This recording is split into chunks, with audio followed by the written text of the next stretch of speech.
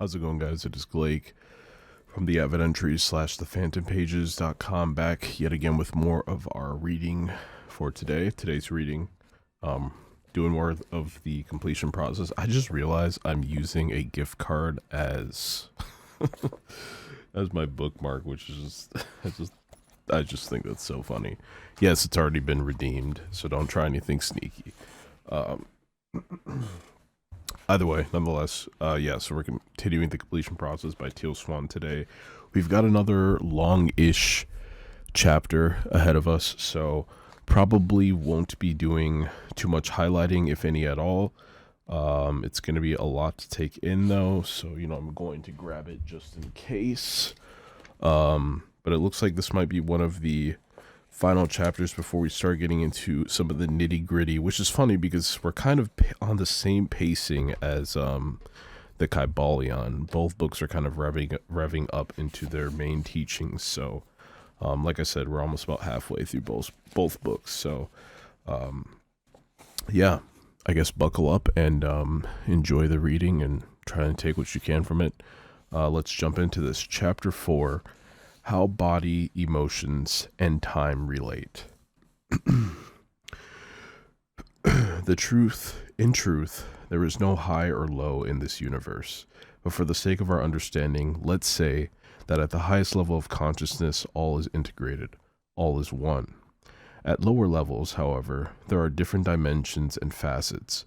In this way, you are like the universe because you are also multidimensional and multifaceted. At your highest level, all is integrated. Your physical, etheric, feeling, thinking, and spiritual bodies are all one. They are all just energy expressing itself. At lower levels, these aspects of you present as different dimensions overlaid upon one another. But these same aspects are all just different expressions of the same consciousness. So this is, real quick, this is actually something that... I really should just save this until we're done, but this is something that I will probably be bringing up in further videos and topic videos, and just it's gonna come up in every sort of discussion in a sense, and that is the sort of layers and levels of I guess you could say source consciousness. I think there's a very common misconception that when we are no longer here, or when our consciousness moves outward, I guess you can say, or no longer focused on this physical experience, I feel like there's a split where there's kind of, a 50-50 between 50% of people believe that, we immediately just jump to unity source consciousness, which would be the highest level, and other people still believe that we retain a sense of individuality. When in fact, I think it's very important to understand that there are so many levels of, I guess there are so many levels of consciousness until you reach unity consciousness. And again, as she stated, it's not necessarily a high and low sort of thing, but just as a way for our brains to more easily comprehend it, we kind of have to describe it in that way. But yeah, just something I wanted to point out real quick, because this is going to be something that I will probably touch on quite a bit in future videos. The feeling body. Each feeling state has a unique sensation within the body. In the same way, a morsel of food creates a unique flavor experience when you eat it. I like to refer to our unique feelings as feeling flavors in the body. Your feeling body, which is what most people call the emotional body, is the truth of who you are at a feeling level.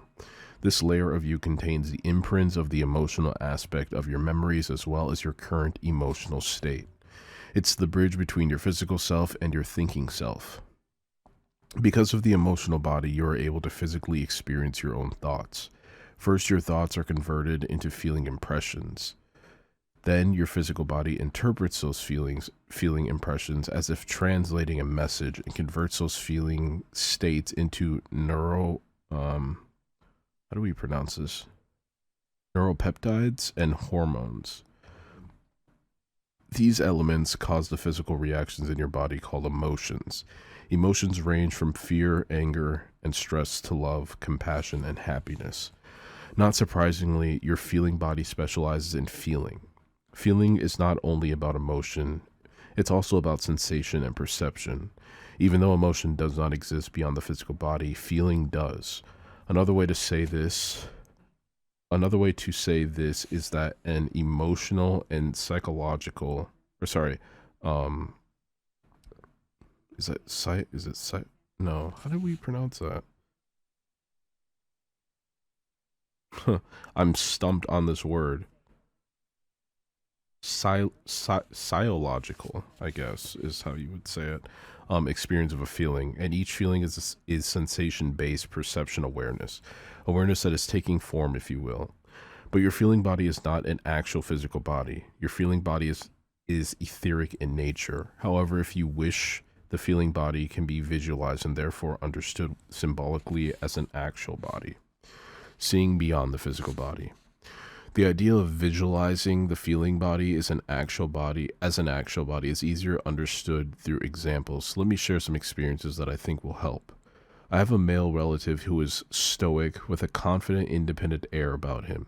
He's very hardworking, and his attitude about life is, you've got to break some eggs to make an omelet. When his feeling body revealed itself to me, it was gray-blue in color. It was hunched over at the shoulders, leaning lopsidedly to the left. The gaze of this feeling body was toward the floor. Its movements were constricted and, most shockingly of all, it was covered, especially on the left side of the face area, with disfiguring raised scars. The scars were so bad that it looked as if they had been caused by a meat grinder. The energy of this man was the energy of suppression and deeply imprisoned grief. Inherent in the situation is a tendency that I see quite often. Where there is damage to our feeling body, it weakens one aspect of ourselves, causing another aspect of ourselves to overcompensate. This compensation leads to a severe lack of integration within the self, so that self becomes fragmented and fractured. The physical body most often compensates for the emotional body. For example, say someone's emotional body is weak and fearful and appears to collapse in on itself. Often, that person will exaggerate their physical posture to appear strong, confident, and outward moving. Or the very same person might instead be particularly spiritually developed with a great talent for withdrawing into their own consciousness and perceiving things from a more objective perspective. In each case, one aspect of self is compensating for deficiencies in another. Interesting. Why pay attention to your body? I feel that it's important for you to pay attention to your feeling body. For starters, the feeling body is the translator between physical experience and non-physical experience. It's what makes you able to experience thought as something real. In fact, without your feelings, nothing about your physical reality would seem real because your sense of life itself and the feeling-based conclusions you make about your life are all part of your feeling body. Your interpretations are a part of your feeling body, and we already talked about the fact that your emotional trauma is a part of your feeling body. If your sense of life is painful, and the conclusions you've drawn about life are painful, and if memories are painful, then your feeling body will continue to convey all these painful messages to your physical body. This will be interpreted as an unpleasant emotion within your body and quite likely will lead you to have an unhappy life. So, for example, if you have a negative interpretation of your life, this will lead to a physical reflection of those painful emotional states. The worst part is you can't stop reliving that original trauma. You can't be in the present moment because the emotional trauma comes up over and over again in an attempt to integrate itself. In other words, if I felt like my father abandoned me in some way when I was young, over the course of my life I will manifest situations that make me feel abandoned.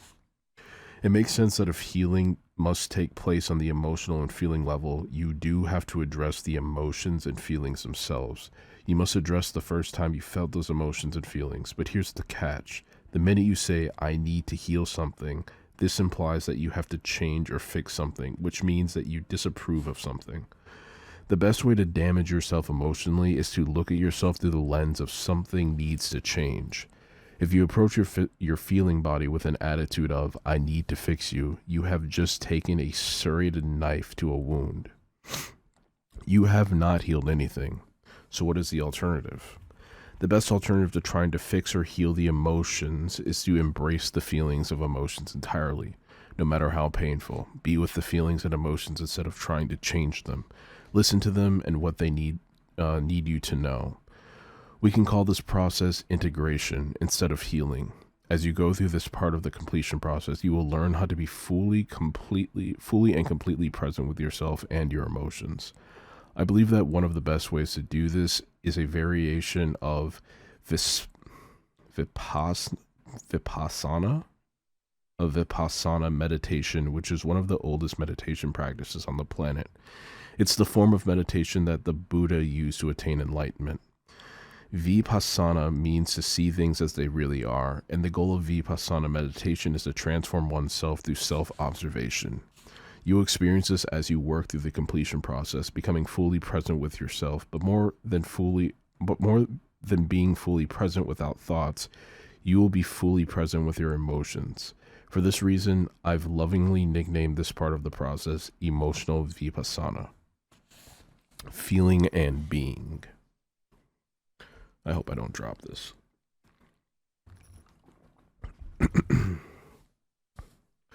Much of the focus of the world of healing seems to center around one thing: feeling better. There is nothing wrong with this goal. It's natural, but it's a trap that actually prevents the completion of our healing. By thinking that you have to feel better, you unconsciously send yourself the message that there's something wrong with feeling the way you feel.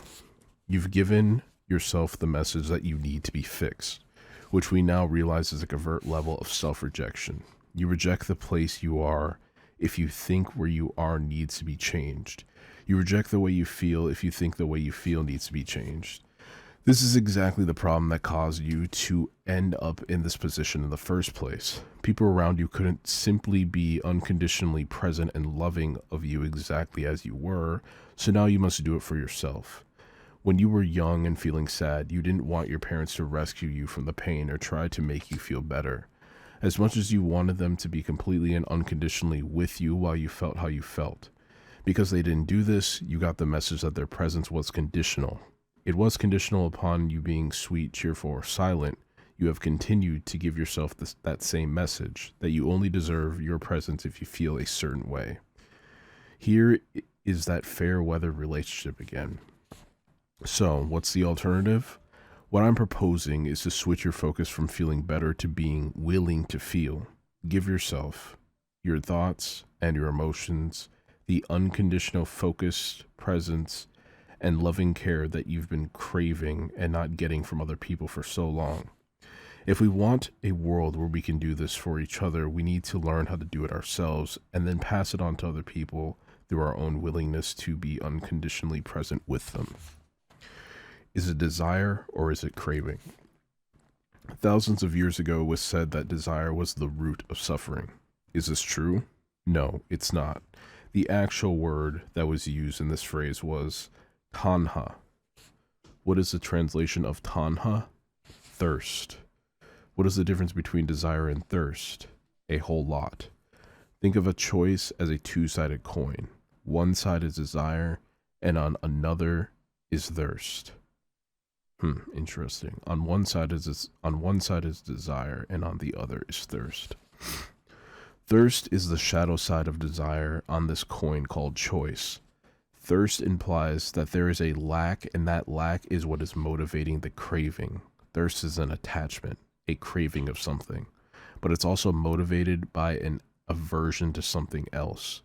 The root of suffering, therefore, is a state of perpetual movement from aversion toward attachment. The root of suffering, therefore, is a state of perpetual movement from aversion toward attachment, the thing we crave because of our acute awareness of the lack of it. Attachment is nothing more than an addiction. That is to say, the desperate wanting of something because of something else you are lacking or trying to avoid. So there is a difference between craving and a desire. Craving is the shadow aspect of desire. The shadow of desire stems from a perceived deprivation.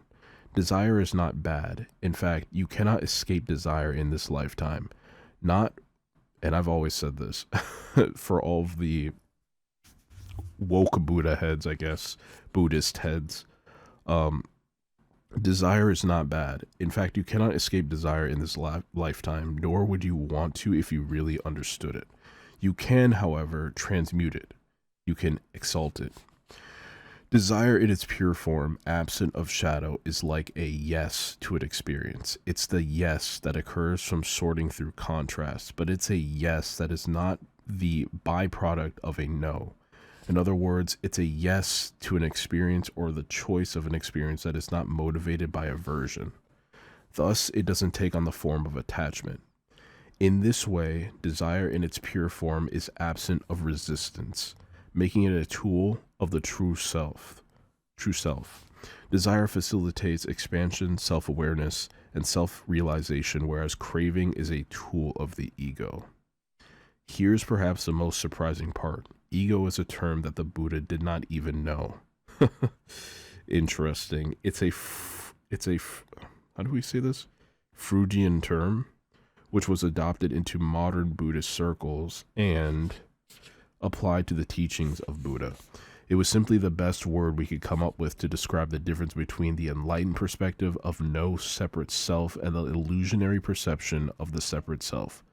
Later, the famed psychiatrist and psychotherapist Carl Jung called this the shadow aspect, meaning conscious versus not conscious.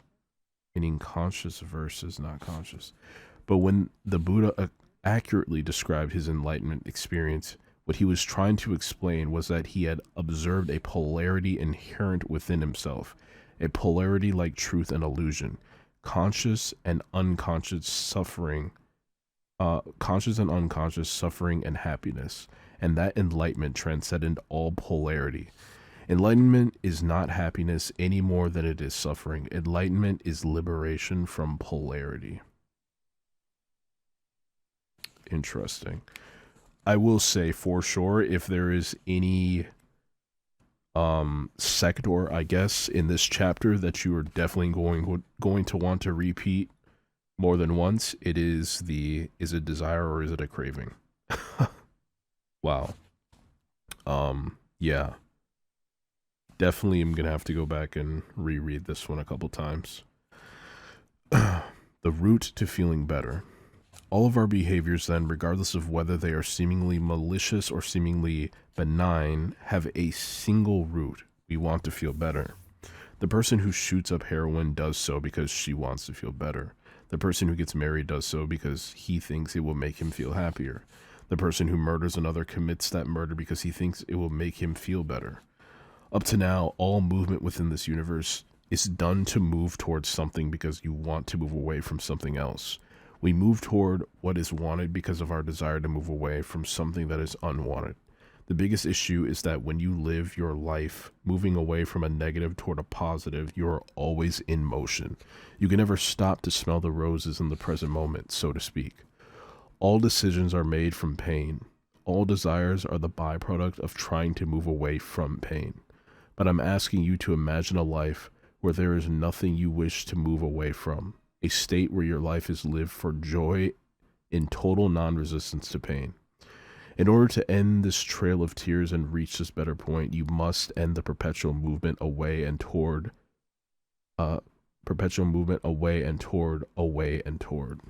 Wait, what? In order to end this trail of tears and reach this better point, you must end the perpetual movement away and toward. I don't know why this is twice. To end the movement from aversion toward craving, which is all attachment really is, we turn in the direction of our aversion. We sit with it completely. We embrace it. We are unconditionally present with it, and we let it know that we are willing to experience it without needing it to change. We are set free because of our willingness to bring the light of the presence of our consciousness into the shadow of the absence of our consciousness. Once we no longer have an aversion to our aversion, it's no longer our master. Desire is transmuted because it's finally free of its shadow. Taking this one step further, there is no longer any need for reincarnation either. The craving for reincarnation is gone from our very soul. The soul now makes all its choices free from any reincarnation. Or sorry, um, the soul now makes all choices free from any motivation caused by aversion or craving, which is a truly liberating place to be. Huh, very interesting. There's no longer any need for reincarnation either. The craving for reincarnation is gone from our very soul. Interesting. Gonna have to sit with that one. Which is a truly liberating place to be. Okay, next section.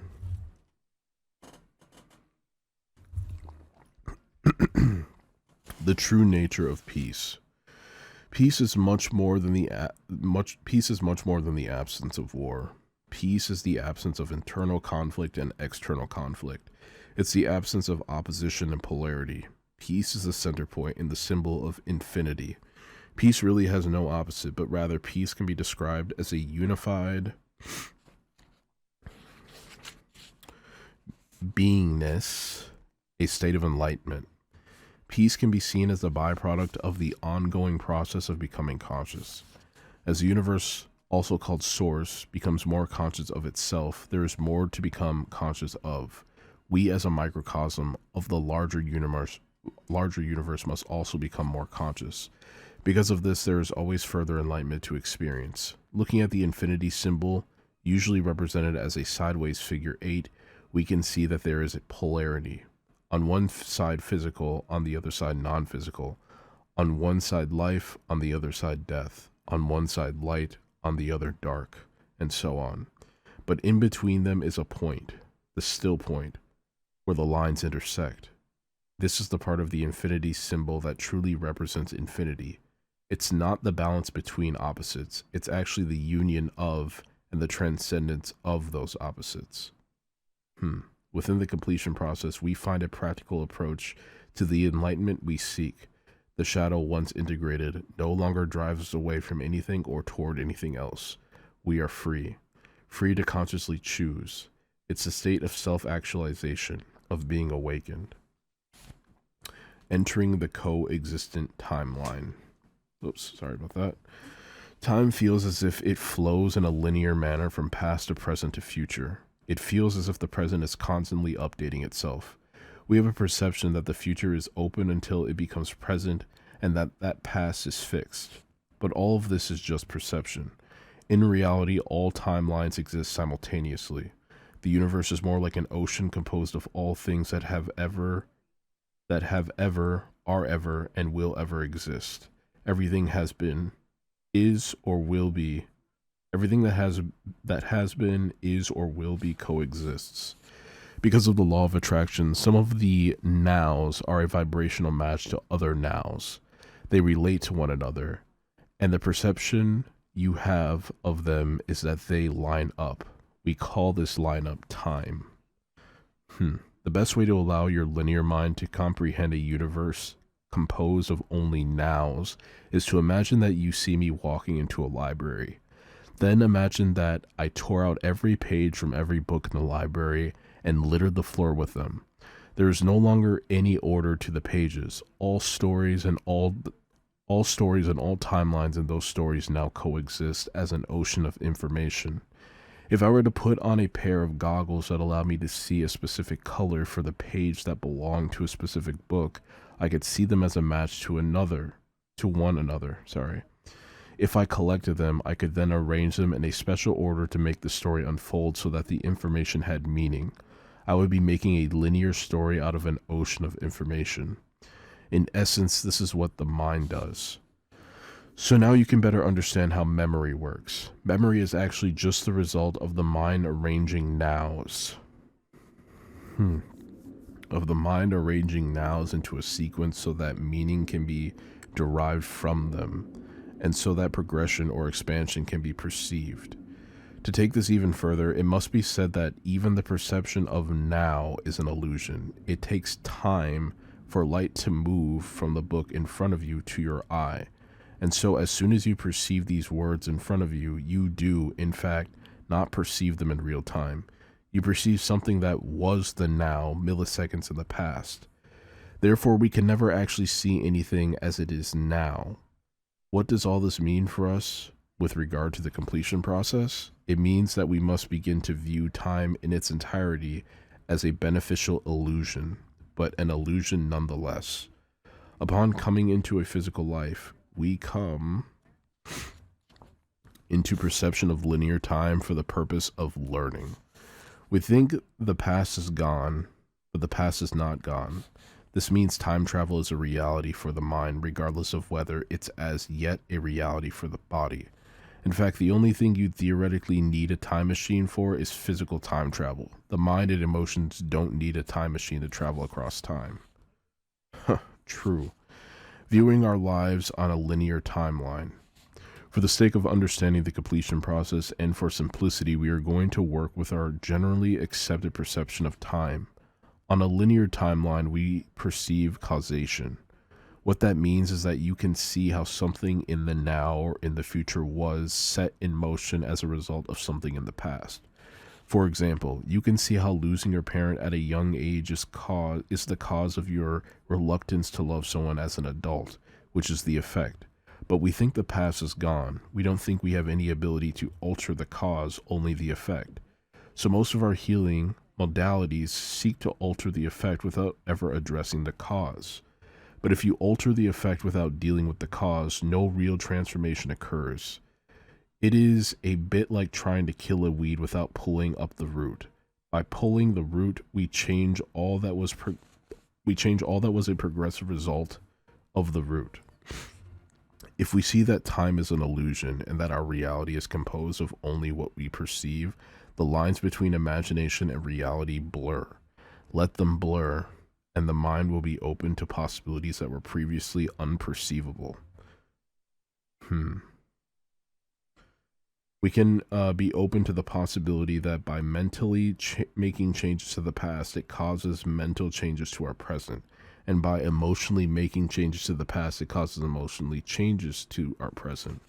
This allows us to see that the world is open for infinite possibilities with regard to healing. For example, a person who was moved around a lot as a child may have developed the feeling that she couldn't control anything. She felt powerless and stressed. That is causation. As an adult, she may turn to smoking because it causes her to feel relief, but it also provides a ritual that makes her feel like she has control and power over her life. Smoking is the effect. Consider what would happen if we took this person mentally and emotionally back in time and healed up the childhood causation. That person might wake up the next morning with no desire to smoke a cigarette. This example is not fictitious. It's, in fact, an actual account of what occurred with one of my clients. In our present lives, we are but a walking imprint of the past. By altering the past, we affect the present, and the good news is we don't need a time machine to do it. The past is not lost to us. We can use the painful emotions that arise in the present to access our past. So often, we have wished we could alter the course of history without knowing that we can. We can put ourselves back together again and make ourselves complete again. Okay, so that's going to do it for that chapter, and dude, I gotta say, this one is definitely one of the more important and more crucial chapters in this book. There are a lot of things that stuck out to me, but again, this was pretty lengthy, so I would definitely recommend going back and listening to this a couple times over to sort of take everything in. A lot of very important points were touched on. My main sort of concern when it comes to going back to origins of trauma or trying to really pick at the root of an issue is memory.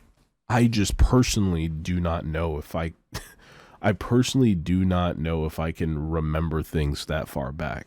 Hopefully she touches on I mean, I know I can remember traumatic things, but I don't think I can remember like the root of, things that happened a long time ago. So hopefully she touches on some tips in terms of really picking at those very, very, very early memories, because, things that happened eons ago, whether that's through meditation techniques or something else, because That's kind of my main concern. Everything else sort of makes sense. It's just remembering that's sort of the issue. Like if there was a practice in here that told me to remember, something traumatic that happened like, maybe even 5-10 years ago, then yeah, I'd probably be able to do that. But if we're talking about very early childhood stuff, that's that's a lot of time to sift through, and I'm not even sure if I can bring that sort of stuff into the conscious, at least right now. I definitely need some tips on exactly how to do that, but otherwise, yeah, everything else makes total sense. I think this is a very important chapter. So please go back and re-listen to this one, because there's a lot of important stuff that's touched on. So that's going to actually be the end of part 1 of the book. We're moving on into part 2, which is entitled Completion, and that is where I will pick up on in our next reading, which will be on, I guess the next upload will be what, Friday evening. So tomorrow will be the Kybalion. But yeah, we're getting into the nitty gritty again. So if a chapter or a specific section resonated with you, definitely go back and listen to it, and then listen to it again. And hopefully my reading is up to par, so you can be able to, you're actually able to understand what I'm reading. But anyway, that's going to do it for this one today. Thank you for watching. Thank you for listening. And, if there's anything you want to touch on, anything you want to mention that stuck out to you, feel free to comment it below. I read all the comments on the channel. So, definitely would love to hear what you have to say. But otherwise, that's going to do it for me. Thank you for watching. Thank you for your energy. And I will see you guys soon in the next reading. Take care.